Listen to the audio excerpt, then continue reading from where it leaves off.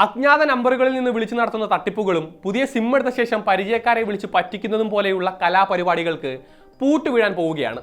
അതായത് അജ്ഞാത നമ്പറിൽ നിന്ന് വിളിച്ചുള്ള ഒരു തരം ഉടായ്പകളും ഇനി നടക്കില്ല.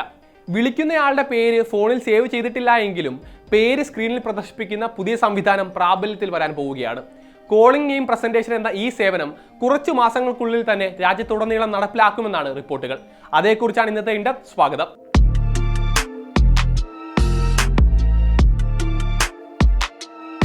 നിലവിലെ രീതി അനുസരിച്ച് നമ്പർ സേവ് ചെയ്തിട്ടില്ലാത്ത ഒരാൾ നമ്മുടെ ഫോണിലേക്ക് വിളിച്ചാൽ ആ നമ്പർ മാത്രമാകും ഫോൺ സ്ക്രീനിൽ തെളിയുക. ഇനിയിപ്പോൾ ആരാണതെന്ന് ഫോൺ എടുക്കാതെ തന്നെ അറിയണമെങ്കിൽ ട്രൂ കോളർ പോലെയുള്ള തേർഡ് പാർട്ടി ആപ്പുകളുടെ സഹായവും തേടേണ്ടി വരും. എന്നാൽ ഈ ബുദ്ധിമുട്ടിനൊരു പരിഹാരം ഉടനുണ്ടാകും. ഇൻകമിംഗ് കോൾ വരുമ്പോൾ മൊബൈൽ നമ്പർ മാത്രം പ്രദർശിപ്പിക്കുന്ന ഇതുവരെ ഉണ്ടായിരുന്ന കോളിംഗ് ലൈൻ ഐഡന്റിഫിക്കേഷൻ സംവിധാനത്തിന് പകരം കോളിംഗ് നെയിം പ്രസന്റേഷൻ എന്ന പുതു സേവനമാണ് നിലവിൽ വരുന്നത്. 2026 മാർച്ച് മാസത്തോടെ രാജ്യത്തെ എല്ലാ ടെലികോം സർക്കിളുകളിലും ഇത് നടപ്പിലാകും. ടെലികമ്മ്യൂണിക്കേഷൻ വകുപ്പിന്റെ നിർദ്ദേശത്തിന് telecom regulatory authority of India അഥവാ ട്രായ് അംഗീകാരം നൽകിയിട്ടുമുണ്ട്. ഇൻകമിംഗ് കോളുകളിൽ സുതാര്യത കൊണ്ടുവരാനും സ്പാം കോളുകൾ, സാമ്പത്തിക തട്ടിപ്പുകൾ, സൈബർ കുറ്റകൃത്യങ്ങൾ എന്നിവ ഒരു പരിധിവരെ തടയാനുമാണ് ഈ സേവനം ലക്ഷ്യമിടുന്നത്. പ്രായമായ പൗരന്മാരിലും സാങ്കേതിക വിദ്യയിൽ അത്ര പരിചയമില്ലാത്തവരിലും ഈ സേവനം ആത്മവിശ്വാസം വർദ്ധിപ്പിക്കുകയും ചെയ്യും. 2025 അവസാനത്തോടെ ഇത് പ്രാബല്യത്തിൽ വരുമെന്ന് ആദ്യം കരുതിയിരുന്നെങ്കിലും പിന്നീട് അത് മാറുകയായിരുന്നു. ടെലികോം കമ്പനികളുടെ ഒഫീഷ്യൽ സബ്സ്ക്രൈബർ ഡാറ്റാബേസിൽ രേഖപ്പെടുത്തിയിരിക്കുന്ന പേരുകളാകും ഫോണിൽ പ്രദർശിപ്പിക്കുക. വിശദാംശങ്ങൾ ആധികാരികവും പരിശോധിച്ചുറപ്പിച്ചതുമാണെന്ന് കമ്പനികളാകും ഉറപ്പാക്കേണ്ടത്.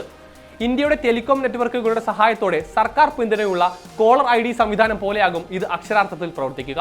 ഒരു ടെലികോം നെറ്റ്വർക്കിൽ നിന്നുള്ള കോൾ മറ്റൊരു നെറ്റ്വർക്കിലേക്ക് വരുമ്പോൾ വിളിക്കുന്നയാളുടെ പേര് കൃത്യമായി പ്രദർശിപ്പിക്കാൻ ഇന്റർ ഓപ്പറബിലിറ്റി പ്രവർത്തനത്തിന്റെ ടെസ്റ്റ് കൂടി പൂർത്തിയായാൽ പുതിയ സേവനം പൂർണ്ണാർത്ഥത്തിൽ പ്രവർത്തന സജ്ജമാകും. പ്രമുഖ ടെലികോം കമ്പനികളായ വോഡഫോൺ ഐഡിയ, ഭാരതി എയർടെൽ, റിലയൻസ് ജിയോ എന്നിവർ രാജ്യത്തിന് ചില ഭാഗങ്ങളിൽ ഇതിന്റെ ആദ്യഘട്ട പരിശീലനങ്ങൾ ഇപ്പോൾ തന്നെ തുടങ്ങിക്കഴിഞ്ഞിട്ടുണ്ട് എന്നാണ് റിപ്പോർട്ടുകൾ.